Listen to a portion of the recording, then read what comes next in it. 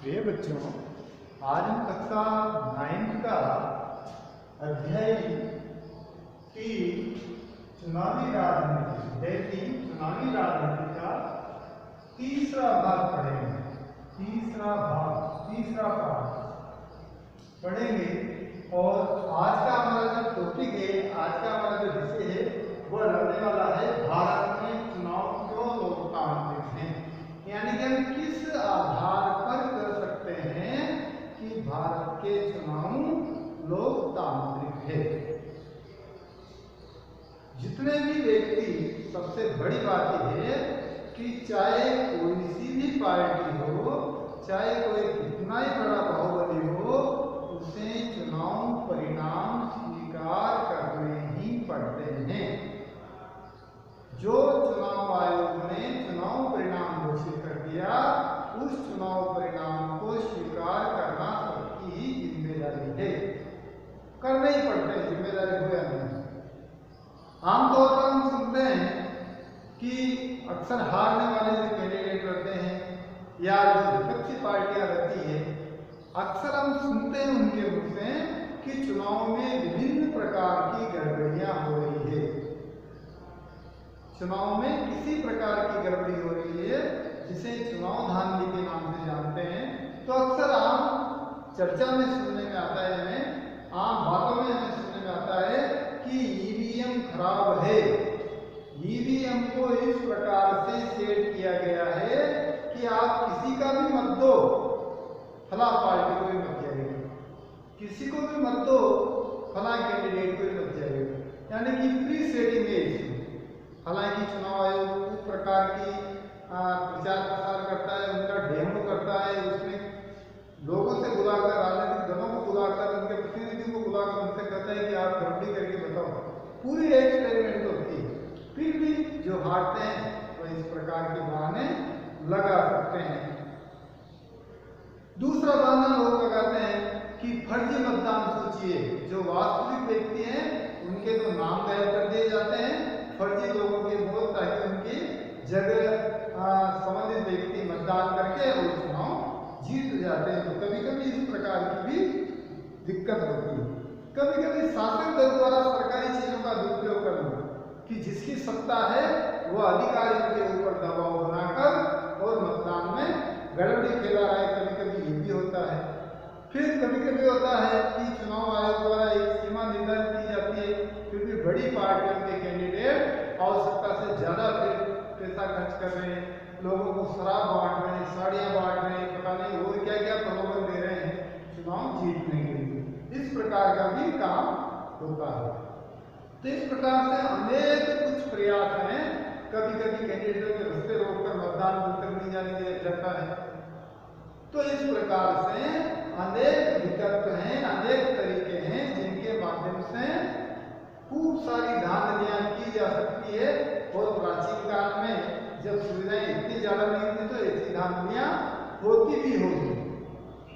लेकिन वर्तमान में हमारे देश में चुनाव आयोग इतना सशक्त है, इन सारी परेशानियों से मुक्ति पाने के लिए, इन सारी धांधलियों से मुक्ति पाने के लिए वर्तमान में हमारे देश में एक निष्पक्ष चुनाव आयोग है, जो ग्राम पंचायत से लेकर और देश की संसद तक के चुनाव संपन्न करवाता है।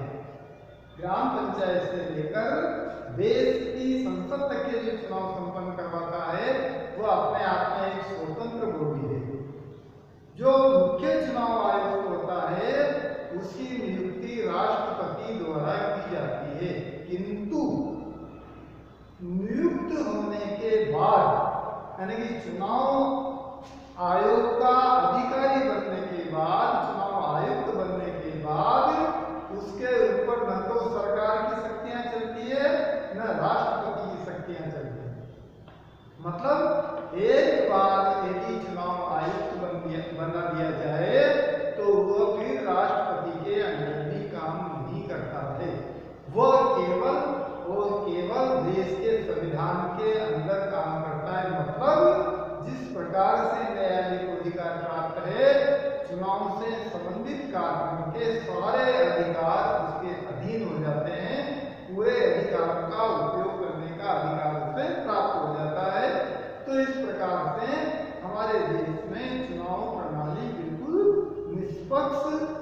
स्वतंत्र होती है।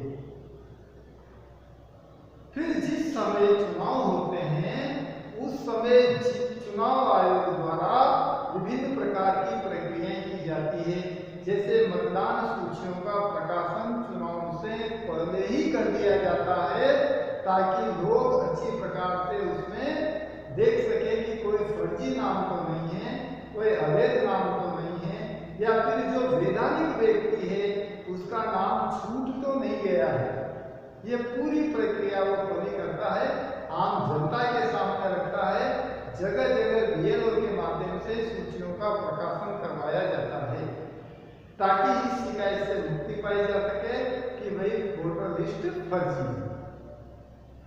दूसरा काम क्या करता है कि जब भी चुनाव होते हैं तो ईवीएम मशीनों को नई आधुनिक तकनीक से और लोगों के बीच में जगह जगह उनका डेमो प्रदर्शन किया जाता है ताकि लोग उनसे संतुष्ट हो जाए कि वास्तव में जैसा कहा जाता है वैसा इन मशीनों के अंदर नहीं किया जा सकता। इस मशीनों से बिल्कुल स्वतंत्र और निष्पक्ष जिसको मतदान करना है उसी को जाता है। ये सारी प्रक्रिया सुनिश्चित की जाती है। जब जब भी चुनाव प्रक्रिया प्रारंभ होती है उस चुनाव प्रक्रिया में जिस भी कर्मचारी की ड्यूटी लगा दी जाती है वह फिर सरकार का आदमी नहीं रहता, वह चुनाव आयोग का आदमी हो जाता है और उसको चुनाव आयोग के आदेशों को ही फॉलो करना होता है। फिर सरकारी प्रतिनिधि मंत्री संतरी का आदेश उनके ऊपर लागू नहीं होता, बल्कि मंत्री और संतरियों पर भी पूरा दबाव रहता है कि चुनाव प्रक्रिया के दौरान वह किसी भी प्रकार के प्रलोभन से जुड़े हुए मुद्दे समाज के बीच में नहीं ले जा सकते, उनकी कार्यवाही नहीं कर सकते, कहीं भी नई घोषणाएं नहीं कर सकते। ये चुनाव आयोग के अधीन होगा। चुनाव आयोग उनके बारे में जांच पड़ताल करता है और यदि कोई मंत्री, कोई पार्टी, कोई व्यक्ति, कोई कर्मचारी इसमें दोषी पाया जाता है तो उसको दंडात्मक कार्यवाही करने का पूरा अधिकार होता है। तो इस प्रकार से हमारे देश में स्वतंत्र और निष्पक्ष चुनाव प्रणाली के माध्यम से कई प्रकार के नए नए परिवर्तन हुए हैं, नई नई तकनीक का इस्तेमाल हुआ है। प्राचीन आज के 10-20 साल पहले अगर हम देखें तो चुनाव होने से लेकर परिणाम तक कई महीने का समय लग जाता है। वर्तमान में चुनाव निपटने के बाद में जिस दिन मतगणना स्टार्ट होती है 2-3-4 घंटे बाद में परिणामों के रुझान स्टार्ट हो जाते हैं और पूरे रात भर में तो पूरी पिक्चर क्लियर हो जाती है, ज्यादा इंतजार नहीं करना है। तो आधुनिक तकनीक से इस प्रकार की संस्थान उपलब्ध है, इस प्रकार की सुविधाएं बढ़ी है। इतना सब कुछ करने के बावजूद भी आज की थोड़ी सी स्थिति हो सकता है शिक्षा के कारण, हो सकता है राजनेताओं का अच्छे काम नहीं करने के कारण, बेरोजगारी के कारण, किसी न किसी कारण से आज भी जो चुनाव आयोग का इतना पैसा खर्च करना, इतना प्रचार प्रसार करना, सब कुछ करने के बावजूद भी मतदान प्रतिशत में कुछ न कुछ कमी रहती है, अपेक्षा के अनुरूप मतदान प्रतिशत नहीं रहती। यहाँ हम तुलना करते हैं ब्रिटेन और भारत के चुनाव प्रतिशत में। ब्रिटेन और भारत के चुनाव प्रतिशत में क्या असमानता है, समानता है। पहले यदि देखा जाता था 1951 के आसपास की घटना थी तो ब्रिटेन में 76% लोग वोट देते थे, जबकि भारत में 78% वोटिंग होती थी। फिर भारत के बेटे तो यहाँ से भारत की घटना शुरू हुई। स्वतंत्रता के बाद जो चुनाव हुआ उसमें लोगों ने बढ़ चढ़कर भाग लिया, 78% लोगों ने मतदान किया। फिर ये घटना हुआ, 72 आ गया, 58 आ गया, वर्तमान में 66, जो पिछले चुनाव हुए थे आम चुनाव, 66% मतदान पहुंचा। तो ये ब्रिटेन में हम देखें तो 56 से कम हुआ, फिर 62 हुआ, फिर 66। भारत के उसका नहीं है। तो ब्रिटेन और हमारे यहाँ लोगों की भागीदारी इतनी बढ़िया नहीं रह पाती। फिर इस भागीदारी में यदि हम भारत और अमेरिका के मतदान की तुलना करें तो आप देखो कि भारत में जो स्वर्ण जाति के पढ़े लिखे उच्च वर्ग के लोग हैं सबसे कम मतदान करते हैं। जबकि सत्ता का सारा उपभोग सबसे ज्यादा वो लोग करते हैं, फिर भी मतदान में हिस्सा सबसे कम लेते हैं और उनका मतदान प्रतिशत 56% है। आप देखिए ओबीसी जातियों का मतदान परसेंट 58% है, एससी मतदाताओं का 60 है और एसटी का 61 है। सबसे ज्यादा एसटी के लोग मतदान में हिस्सा लेते हैं। तो ये मतदान में हिस्सा लेने की, जबकि अमेरिका में इससे उल्टा होता है। वहां पर पढ़ा लिखा वर्ग, जो वहां का मूल श्वेत वर्ग है, उच्च वर्ग है, वह सबसे ज्यादा मतदान में भाग लेता है 66%, 60 से 66%। उससे निम्न वर्ग है थोड़ा, जिसको अश्वेत वर्ग के नाम से जाना जाता है, वो भाग लेता है 56%। और वहां की जो निम्न जातियां हैं, निम्न स्तर के व्यक्ति हैं, वो भाग लेते हैं केवल 28%। तो भारत में उल्टा है। भारत में पढ़े लिखे योग्य उच्च वर्ग जो सरकार से ज्यादा काम करते हैं, ज्यादा कमाते हैं, ज्यादा लाभ लेते हैं, वो कम लेते हैं और निम्न वर्ग के ज्यादा लेते हैं। जबकि यदि हम अमेरिका की तुलना करें तो आप देखोगे कि उच्च वर्ग, पढ़ा लिखा वर्ग वहां पर मतदान में ज्यादा भाग लेता है और निम्न वर्ग कम लेता है। तो ये हमारे देश की तुलना करते हैं। यहाँ की जनता में आत्मा एक पता पड़ता है कि यदि वह जनता भारत के चुनाव में भाग लेती है, उनका सर्वे होता है, तो उनसे पूछा जाता है कि आपकी वोटिंग का क्या फर्क पड़ता है, देश के चुनाव में आपके वोट से क्या फर्क पड़ता है, तो उनमें 15% व्यक्ति तो ऐसे हैं जो ये नहीं जानते कि चुनाव क्या होते हैं, कैसे होते हैं, इनसे क्या मतलब है, हमें क्यों मतदान करना चाहिए। चुनाव से उनको कोई लेना देना नहीं, रोज कमाना, रोज खाना, ये उनकी दिनचर्या है। देश में क्या हो रहा है, क्यों हो रहा है, कैसे हो रहा है, इनसे उनको कोई लेना देना नहीं। हमारे देश की आबादी के 15% मतदाता ऐसे हैं जिनको चुनाव से कोई लेना देना नहीं। आज जनता को उन्हें चुनाव का कोई मतलब नहीं। और 18% व्यक्ति कहते हैं कि हम वोट दे तो दें, चुनाव प्रक्रिया का तो उनको पूरा पता रहता है, लेकिन उनके दिमाग में रहती है कि वोट देने से क्या फर्क पड़ता है, चुनाव प्रक्रिया से क्या फर्क पड़ता है, हमारा एक वोट जाएगा इससे क्या फर्क पड़ेगा, क्या परिवर्तन होने वाला है।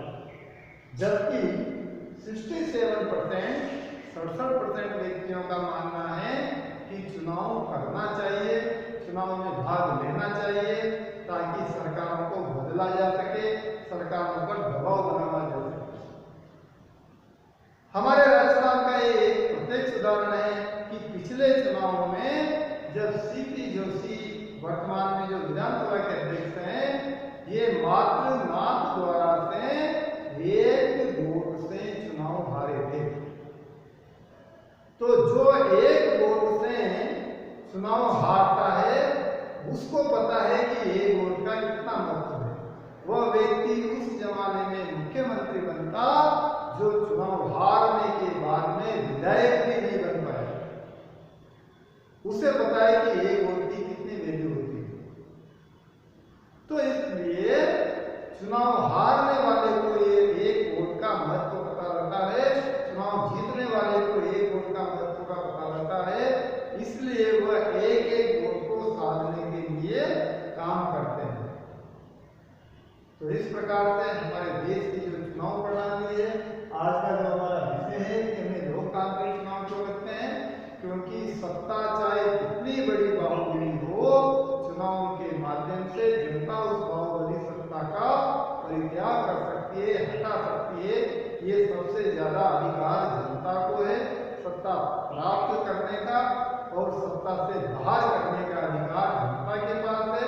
इसलिए हमारे देश में चुनाव प्रक्रिया को लोकतांत्रिक प्रक्रिया कहते हैं, क्योंकि सारी प्रक्रिया पंचायत से लेकर संसद तक की एक स्वतंत्र और निष्पक्ष चुनाव आयोग, जिसके ऊपर न सत्ता का दबाव, न कोई प्रशासन का दबाव, कुछ भी नहीं रहता है, पूरी चुनाव प्रक्रिया को स्वतंत्र रूप से वह संपन्न कराती है।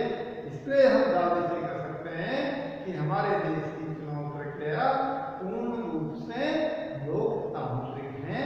इसी के हमारा विषय आज का पूरा होता है। जय हिंद।